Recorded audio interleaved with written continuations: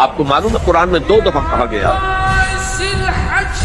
یوم یفر المرء من اخیہ وامہ وابیہ وصاحبتہ وبنیہ، جس دن بھاگے گا انسان اپنے بھائی سے بھی اور اپنی ماں سے بھی اور اپنے باپ سے بھی اور اپنی بیوی سے بھی اور اپنی اولاد سے بھی۔ کیوں؟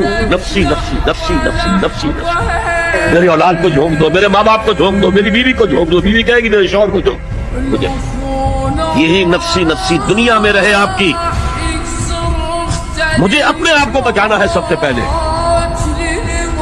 اور پھر مجھے اپنے سب سے پہلے آل اولاد کو بچانا ہے۔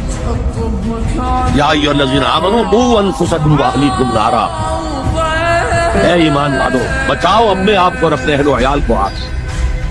یہ کام ہے آپ کریں اور سمجھیے، نہ بیٹا کام آئے گا، نہ جورو کام آئے گی، نہ باپ کام آئے گا، نہ ماں کام آئے گا، تمہارا اپنا عمل۔ اگر تم اس راستے پر چلے، اپنی ہمت کے مطابق چلتے رہے